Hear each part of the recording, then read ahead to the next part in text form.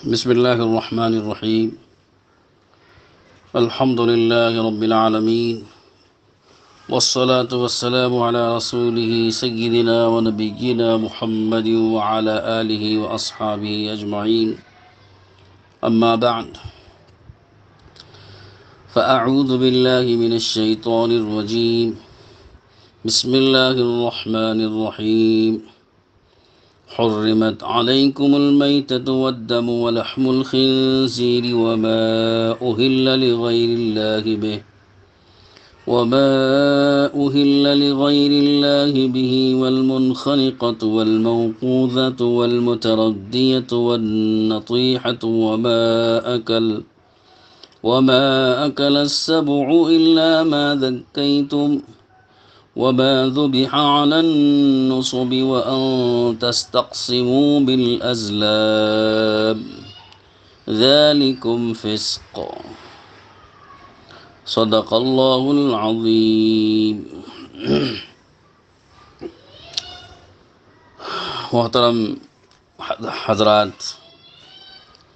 دوستو، بھائیو اور پردہ نشین خواتین، سورہ مائدہ کی تیسری آیت کا آدھا ٹکڑا آپ کے سامنے پڑھا گیا. 6ویں پارے کی آیت ہے، اور اس آیت میں اللہ تعالی شانہ نے چند چیزوں کا کھانا حرام ہونا بتایا ہے.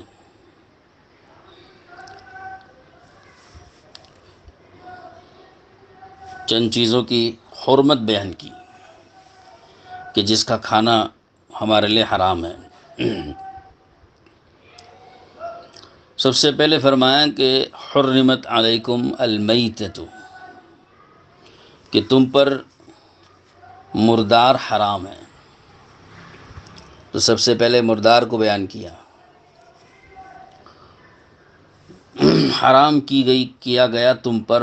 مردار. حرمت، حرام کیا گیا، علیکم تم پر، المیتۃ مردار، یعنی وہ جانور جو طبعی موت مر جائے بغیر کسی شرعی عذر کے، شرعی وجہ کے، شرعی عذر نہیں بلکہ شرعی وجہ کے بغیر مر جائے. شرعی وجہ یہ کہ ذبح کر دیا جائے شرعی طریقے سے، تو بغیر کسی شرعی وجہ کے اپنی طبعی موت جو جانور مر جاتا ہے، بیماری کی وجہ سے مر گیا، بوڑھا ہو کے مر گیا، اپنی طبعی موت مر گیا، یا ظاہری طور پر کوئی وجہ اس کی سمجھ میں نہیں آئی، جانور خود ہی مر گیا، تو یہ اس لفظ میں ہر قسم کا مردار شامل تو ہو جاتا ہے، لیکن اللہ تعالیٰ نے چند قسموں کو علیحدہ سے بیان فرمایا، جس کا آگے آپ تذکرہ سنیں گے.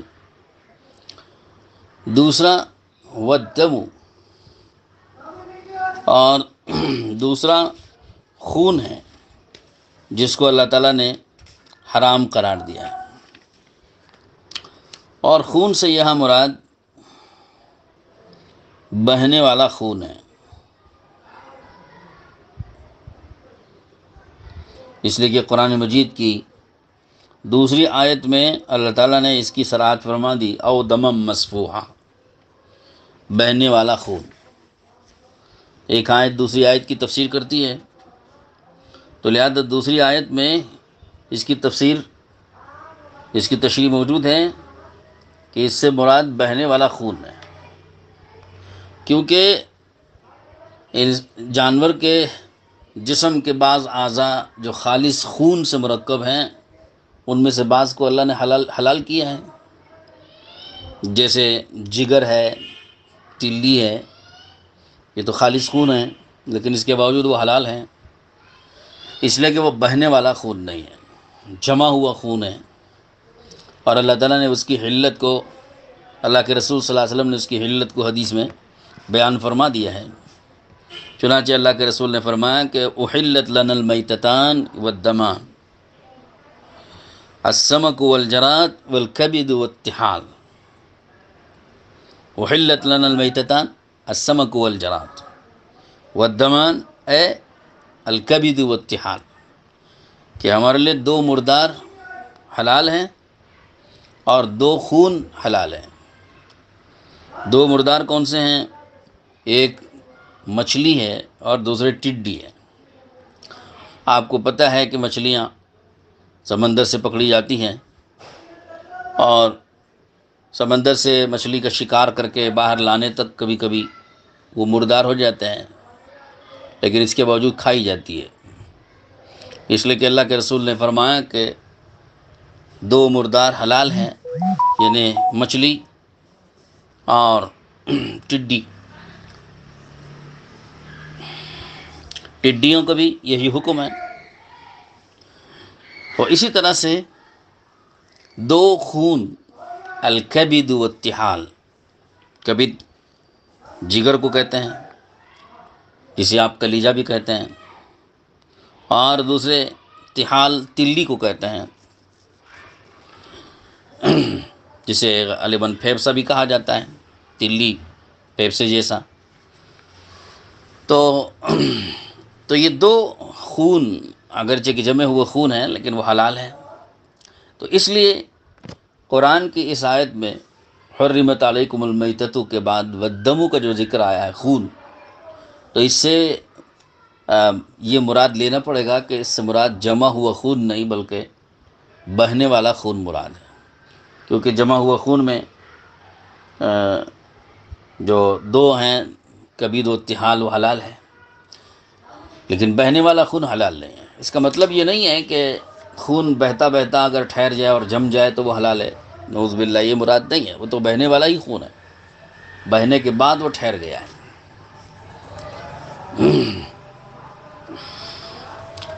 تو غرض خون حرام ہے بہنے والا۔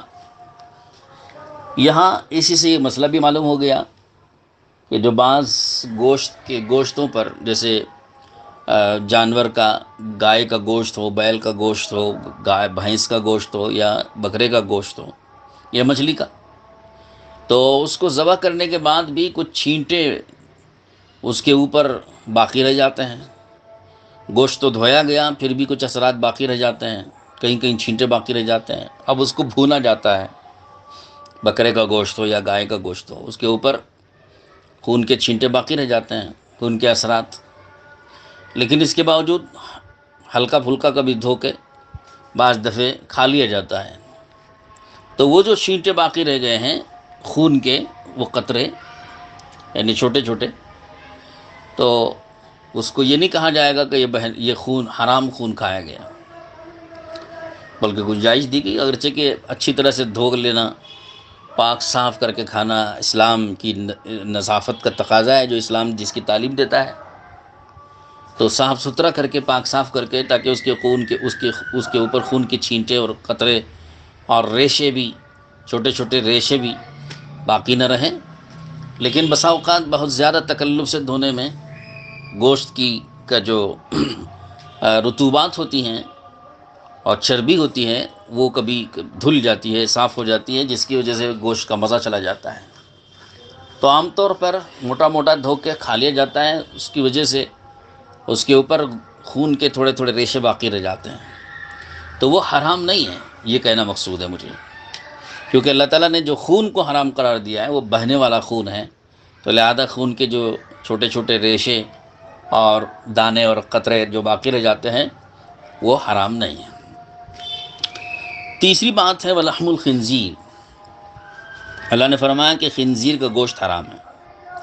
تو خنزیر کا گوشت، یہاں لفظ تو گوشت کا آیا ہے، لیکن علماء نے فرمایا کہ یہاں مراد پورا جسم مراد ہے، کیونکہ اس کا جسم گوشت سے بھرا ہوا ہوتا ہے، تو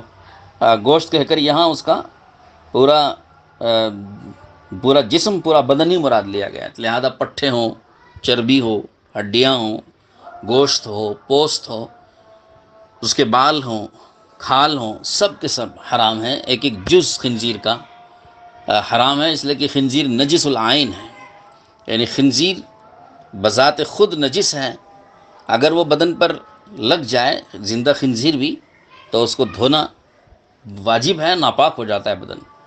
بظاہر اس کے اوپر کوئی ناپاکی لگی ہوئی نہیں لگتی، لیکن خنزیر چونکہ نجس العین ہے، اس کا پورا جسم کا ذرہ ذرہ نجس ہے اللہ کے نزدیک شرعاً. اس لیے اگر وہ کسی بدن پر لگ جائے، کپڑے پر لگ جائے، جسم پر دیوار پر لگ جائے یا کہیں بھی لگ جائیں تو وہ ناپاک مانا جاتا ہے، اس کو دھونا ضروری ہے. خنزیر کا برش بعض لوگ استعمال کرتے ہیں، تو یہ بھی خنزیر کے بالوں کا برش بہت زیادہ پینٹنگ وینٹنگ میں استعمال ہوتا ہے، تو وہاں لحاظ کرنا چاہیے، خیال کرنا چاہیے، کیونکہ اس سے دیوار ناپاک ہو جاتی ہے.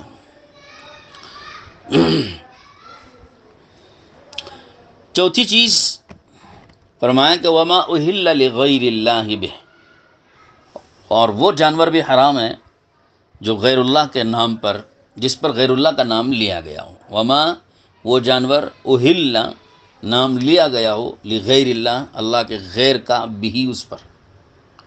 جس جانور پر اللہ کے غیر کا نام لیا گیا. یعنی بعض جانور اللہ کے نام پر نہیں ذبح ہو رہے ہیں بلکہ غیر اللہ کے نام پر ذبح ہو رہے ہیں، بت کے نام پر ذبح ہو رہے ہیں، کسی پیر کے نام پر ذبح ہو رہے ہیں، کسی قبر صاحب قبر کے نام پر ذبح ہو رہے ہیں، یہ کسی بھی اللہ والے کے نام پر ذبح ہو رہے ہیں. تو یہ کسی غیر اللہ کے نام پر ذبح ہونے والا جانور حرام ہوتا ہے، اس کا کھانا. اسی طرح سے علماء نے اس جانور کو بھی شامل کیا جو بظاہر اللہ کے نام پر ذبح کیا جا رہا ہے. اس پر جب آدمی ذبح کر رہا ہے تو بسم اللہ پڑھ کر اللہ کے نام پر ذبح کر رہا ہے، لیکن نظر منت مانی گئی غیر اللہ کی، کسی پیر کی، کسی بزرگ کی، کسی صاحب قبر کی نظر مانی گئی، منت مانی گئی. تو کسی صاحب قبر یا پیر یا بزرگ یا کسی بھی غیر اللہ کے نام کی نظر مان کے اس پر اگرچہ اللہ کا نام لے کر ذبح کیا جا رہا ہو تو وہ بھی اسی میں شامل ہے کہ وہ اس کا کھانا بھی حرام ہوگا. جمہور فقہا کے نزدیک یہی حکم بتایا گیا ہے کہ جس جانور پر اللہ کے غیر کا نام لیا گیا ہو، یعنی اللہ کے غیر کے تعظیم کے لیے اور ان کی تقریب کے لیے ذبح کیا گیا ہو، بظاہر چاہے اللہ کا نام اس پر ظاہری طور پر زبان سے لے لیا گیا ہو، پھر بھی وہ جانور حرام ہوتا ہے. یہ 4 قسم ہو گئے جو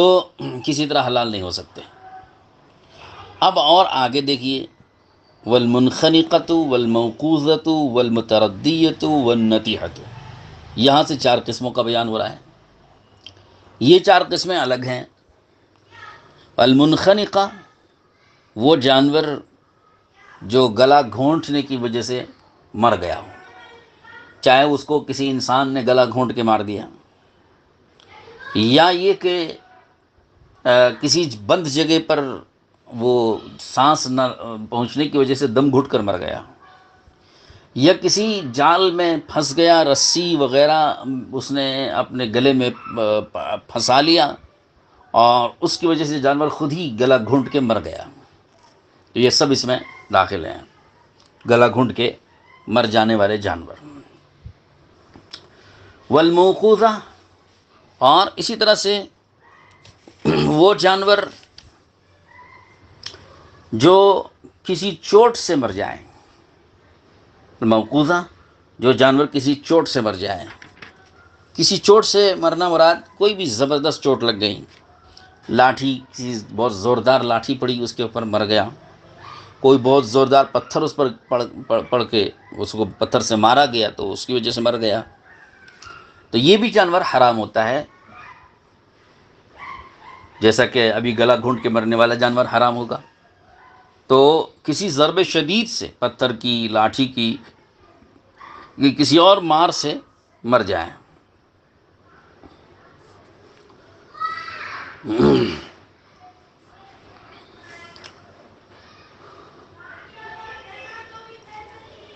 اسی حکم میں بعض دفعے تیر شکار کرنے کے لیے جانور کو تیر مارا جاتا ہے، ہرن وغیرہ تیر مارا، لیکن تیر اس طرح لگا جانور کو کہ اس کی جو دھار ہے وہ لگنے کے بجائے اس کا کنارہ لگ گیا، یا تیر کنارے سے لگ گیا یا پیچھے سے لگ گیا، دھار کی طرف سے تیر نہیں لگا، تو یہ بھی چوٹ لگی اس کو، دھاردار چیز سے نہیں لگی بلکہ کسی سخت چیز سے، تیر کے کنارے سے یا تیر کے پچھلے حصے سے چوٹ لگی، اس چوٹ لگنے کی وجہ سے مر گیا، تو یہ بھی اسی میں داخل ہے۔ چنانچہ حضرت عدی ابن حاتم رضی اللہ عنہ کا واقعہ موجود ہے کہ انہوں نے حضور صلی اللہ علیہ وسلم سے اس بات کا سوال کیا کہ میں تیر چلاتا ہوں اور تیر کے ذریعے سے میں جانور کا شکار کرتا ہوں، تو کیا وہ حلال ہے؟ تو آپ علیہ السلام نے فرمایا کہ اگر وہ تیر دھار کی طرف سے لگا تو تمہارے لیے حلال ہے، اور اگر تیر کے کنارے سے اس جانور پہ چوٹ لگی اور اس کی وجہ سے جانور مر گیا تو وہ جانور تمہارے لیے حلال نہیں ہے۔ یہ بات حضور اکرم صلی اللہ علیہ وسلم نے ارشاد فرمائی اور روایتوں کے اندر یہ موجود ہے۔ اسی حکم میں یہ بھی داخل ہے کہ آدمی بندوق چلائے، بندوق سے شکار کرے، گولی مارے، اور گولی اس کو زبردست چوٹ گولی کی اس کو لگی، اس کی وجہ سے جانور مر گیا، تو وہ بھی اسی موقوفہ کے حکم میں ہے اور وہ بھی حرام ہوتا ہے۔ اسی لیے جو لوگ شکار کرتے ہیں ان کو چاہیے کہ جب وہ گولی وغیرہ سے شکار کریں تو جانور زندہ رہنے تک اس کو ذبح کر دیں گے تو وہ حلال ہوگا، اور اگر اسی گولی کی مار سے وہ مر گیا تو وہ حلال نہیں ہوتا ہے۔ یہ تمام ائمہ کے نزدیک متفقہ مسئلہ ہے، اور یہ کوئی کسی کا اختلاف اس میں نہیں ہے۔ سارے ائمہ، امام ابو حنیفہ رحمۃ اللہ علیہ، امام شافعی، امام مالک، امام احمد بن حنبل رحمہم اللہ، سب ائمہ اس پر متفق ہیں، اور حضرت عبداللہ بن عمر رضی اللہ عنہ کی روایت صاف طور پر اس میں موجود ہے کہ المقتولۃ بالبندوقیۃ تلک الموقوذہ، کہ بندوق کی چوٹ سے مرنے والا، قتل ہونے والا جانور وہی موقوذہ ہے، حضرت عبداللہ بن عمر کی روایت ہے۔ تو اس سے صاف پتہ چلا کہ جو موقوذہ ہے، کسی چوٹ سے مرنے والا، وہ حرام ہوتا ہے، وہ حلال نہیں ہوتا ہے۔ تیسری قسم ہے المتردیہ۔ المتردیہ اس جانور کو کہتے ہیں کہ جو کسی اونچائی سے گر کر مر جائے، پہاڑ سے جانور گر کر مر گیا، یا بلڈنگ کے اوپر سے گر کر مر گیا، کسی بھی اونچائی سے جانور گر کے مر جائے تو وہ بھی متردیہ ہوتا ہے، حرام ہوتا ہے۔ چنانچہ حضرت عبداللہ بن مسعود رضی اللہ عنہ کی ایک روایت ہے، فرمایا کہ اگر کوئی جانور پہاڑ پہ کھڑا ہو اور تم تیر مارو، اور بسم اللہ پڑھ کر تم تیر مار رہے ہو، اور تیر جا کے اس جانور کو لگا، لیکن تیر کی زد سے وہ نیچے گر گیا، اور نیچے گر کے جانور مر گیا، تو اب یہ پتہ نہیں ہے کہ وہ تیر کے زخم سے مرا یا نیچے گرنے سے مرا، اس کا پتہ نہیں ہے۔ تو حضرت عبداللہ بن مسعود نے فرمایا کہ یہ متردیہ ہے، اس کو مت کھاؤ، کیونکہ یہ احتمال ہے اس میں کہ تیر کی زخم سے مرا ہو، یہ بھی احتمال ہے، اور اوپر سے نیچے گرنے کی وجہ سے مرا ہو، موت آئی ہو، یہ بھی احتمال ہے۔ اب ہم کو یقین نہیں ہے کہ کس کی وجہ سے موت آئی، اس لیے حضرت عبداللہ بن مسعود رضی اللہ عنہ صحابہ رسول نے فرمایا کہ یہ جانور متردیہ ہے، اس کو مت کھاؤ۔ ایسے ہی ہوا میں اڑنے والا پرندہ اگر کسی نے شکار کیا اور وہ تیر لگنے کی وجہ سے وہ پرندہ اوپر سے نیچے پانی میں گر گیا، اب پانی میں گر گیا یا زمین پہ گرا، تو اب گرتے ہی دیکھا تو وہ مرا ہوا تھا۔ اب یہ نہیں پتا ہے کہ اس تیر کے زخم سے مرا یا اوپر سے نیچے پانی میں گرنے کے بعد ڈوبنے کی وجہ سے مرا، یا زمین پر زوردار طریقے سے نیچے گرنے کی وجہ سے مرا، تو یہ نہیں معلوم ہوتا ہے۔ تو جب احتمال ہو اس بات کا، دونوں باتوں میں سے ایک بات کا، ایسی صورت میں اس کو احتیاط کرنا چاہیے اور اس کو نہیں کھانا چاہیے۔ چوتھی النطیحہ ہے۔ نطیحہ وہ جانور ہے کہ جو ٹکر سے مر جائے، ٹکر، ریل گاڑی کی ٹکر ہو، بس کی ٹکر، موٹر کی ٹکر، یا آپس میں سینگیں، دو جانور سینگ مار کے آپس میں ٹکرا کے مر جاتے ہیں، تو یہ نطیحہ میں داخل ہے کہ یہ بھی حرام ہے، اس کو بھی کھانا جائز نہیں۔ یہ چار قسم کے۔ وما اکل السبع، اب یہ پانچویں قسم فرمایا کہ وما اکل السبع، کہ اگر کسی چیر پھاڑ کھانے والے درندے نے کھانا شروع کر دیا، پکڑ کر کے شکار کیا درندے نے اور اس کو کھانا شروع کر دیا، اس کی گھبراہٹ سے، اس کی صدمے سے اس کی موت آ گئی، تو اب یہ جانور بھی حرام۔ 5 قسم ہو گئی، لیکن آگے 5 قسم کو بیان کرنے کے بعد الا ما زکیتم، سوائے اس جانور کے جس کو تم شرعی طریقے پر ذبح کر دو. یعنی ان پانچوں طریقوں سے مرنے والے جانوروں میں سے اگر کوئی جانور ایسا ہے کہ اس کے اندر زندگی کی رمق باقی تھی اور آپ نے جا کر اس کو ذبح کر دیا ہے، اس کے اوپر چھری چلا کے بسم اللہ اللہ اکبر پڑھ دی، ابھی زندگی باقی تھی، جان باقی تھی، مرا نہیں تھا، ہیں تو وہ منخنقہ، موقوذہ، متردیہ، نتیحہ اور ماں کل سب 5 قسم میں داخل، لیکن ابھی موت نہیں آئی، مرنے سے پہلے آپ نے اس کو شرعی طریقے سے ذبح کر دیا تو فرماتے ہیں کہ یہ جانور آپ کے لیے حلال ہو جائے گا. الا ما ذکر، قرآن نے اس کو مستثنا کر کے بتا دیا. تو علماء نے فرمایا کہ یہ جو مستثنا ہے الا ما ذکیتم میں، یہ ان 5 قسم سے ہے، پہلی 4 قسم سے مستثنا نہیں ہے. پہلی 4 قسم میں بالکل کوئی استثناء نہیں ہے، کوئی ایگزمپشن نہیں ہے، وہ تو بالکل حرام ہی حرام. لیکن یہ جو قسم ہے 5، ان 5 قسم میں یہ استثناء موجود ہے کہ اگر ان کو شرعی طریقے پر ذبح کر دیا گیا مرنے سے پہلے جان باقی رہنے کی وہ حالت میں، تو پھر یہ حلال ہے. اس کے بعد 2 قسموں کا اور بیان آ رہا ہے. وَمَا ذُبِحَ عَلَى النُّصُبِ وَأَن تَسْتَقْسِمُوا بِالْأَزْلَامِ، وہ جانور جس کو بتوں کے نام پر ذبح کیا گیا ہو، بتوں کے نام پر ذبح کیے جانے والا جانور یہ بھی حرام ہے. بتوں کے نام پر ذبح کرنے کا مطلب یہ ہے کہ بتوں کی عبادت کے طور پر، بتوں کے تقرب کے طور پر، بتوں کی خوشنودی کے لیے، چاہے وہاں نیت نہ کی ہو، اس نے نیت اللہ کی اس نے کی ہو نیت، لیکن یعنی زبان سے نیت نہیں کی، زبان سے نیت نہیں کی بتوں کے نام پر ذبح کرنے کی، لیکن عملاً ایسا ہی کیا کہ بت خانے میں لے جا کے ذبح کر دیا جانور، اگرچہ کہ اس کی نیت نہیں ہے، لیکن بت خانے میں لے جا کے عملاً ذبح کرنا، یہ عمل دلالت کرتا ہے کہ نیت اندر کی یہی تھی کہ بت کے نام پر ذبح ہو. تو لہٰذا زبان سے چاہے اس نے نیت نہ کی ہو، مگر زبان سے چاہے اس نے صراحت کے ساتھ نہ کہا ہو بت کے نام پر ذبح کرنے کا، لیکن بت خانے میں، بتوں کی جگہوں پر، جو معبودان باطلہ ہیں ان کی جگہوں پر لے جا کر ذبح کرنا خود عملاً اس بات کی دلیل ہے کہ یہ بت کے نام پر ذبح کیا ہوا جانور ہے اور یہ حرام ہے. ما ذبح علی النصب، اس میں بھی کوئی استثناء نہیں ہے. وَأَن تَسْتَقْسِمُوا بِالْأَزْلَامِ، ایک اور حرام ہے آخری، اور وہ یہ ہے کہ تم استقسام بالازلام، تیروں کے ذریعے سے گوشت کو تقسیم کرنا. یہ ایک قدیم رسم ہے جو زمانے جاہلیت میں عربوں میں پائی جاتی تھی. ان کے ہاں تیر، قسمت کو آزمانے کے لیے تیر نکالے جاتے تھے، کعبۃ اللہ کے پاس جاتے تھے اپنی قسمت معلوم کرنے کے لیے، اور وہاں جو خادم کعبہ ہیں ان کو کچھ پیسے دیتے تھے اور ان سے یہ کہتے تھے کہ بھائی میرے نام کا تیر نکالو. اور ان کے پاس پہلے سے تیر ہوتے تھے ترکش میں، کسی پر نعم، کسی پر لا، نعم کے معنی ہاں، لا کے معنی نہیں، اور اسی طرح سے کسی تیر پر کچھ لکھا رہتا تھا. تو وہ ان کے نام کا تیر نکالتا پیسے لے کر کے، تو اگر نعم نکل گیا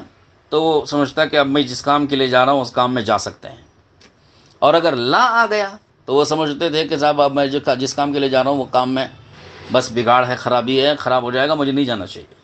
یہ ان کا ایک بدفعلی لینے کا طریقہ تھا، قسمت آزمانے کے لیے یہ اس طرح کرتے تھے. تو اسی طریقے پر گوشتوں کی بھی تقسیم کرتے تھے. گوشت کے لیے یوں کرتے تھے کہ ایک جانور سب مل کے خریدتے تھے اور ذبح کرتے تھے، اور اس میں تیر مقرر ہوتے تھے، تیروں کے پر حصے لکھے رہتے تھے، کسی تیر پر تہائی، کسی پر چوتھائی، کسی پر 5واں، کسی پر 10واں حصہ، کسی پر کچھ نہیں، 0، اس طرح لکھا رہتا تھا. اور ہر ایک کے نام سے تیر نکالتے تھے، جس کے نام پر جو تیر نکلتا تھا اس تیر کے اوپر جتنا حصہ گوشت کا لکھا رہتا تھا اتنا حصہ گوشت کا اس کو دیتے تھے. تو چونکہ پہلی شکل بھی ایک جوئے کی ایک شکل تھی، تو دوسری شکل کو بھی جوئے کی شکل قرار دے کر اس طریقے پر گوشت کی تقسیم کر کے، جانوروں کو ذبح کر کے باہم تقسیم کرنے کو بھی حرام قرار دیا گیا. تو یہ مختصر سی تفصیلات ہیں. اللہ تعالیٰ سے دعا فرمائیے کہ اللہ تعالیٰ ہم سب کو قرآن پاک سمجھنے کی بھی توفیق نصیب فرمائے اور اس پر عمل کرنے کی بھی توفیق نصیب فرمائے. حاضرین، بس میں آپ حضرات سے اس بات کی معذرت چاہتا ہوں کہ روزانہ 2 مجلسیں کافی وقت طلب ہیں اور اس میں کافی وقت گھر جاتا ہے، اس لیے ارادہ ہو رہا ہے کہ ایک دن تفسیر ہو اور ایک دن مسائل کی نشست ہو، اور وقت یہی 10 بجے کا ہوگا. تو بس آپ سے معذرت چاہتے ہوئے یہ عرض کیا جا رہا ہے کہ روزانہ اہتمام کے ساتھ 2 مجلسیں کرنے میں کافی اعمال متاثر ہوتے ہیں اور بہت ساری مصروفیات کا دخل ہوتا ہے، اس لیے روزانہ 1 مجلس رکھنے کا ارادہ ہے۔ آپ دعا فرمائیں کہ اللہ تعالیٰ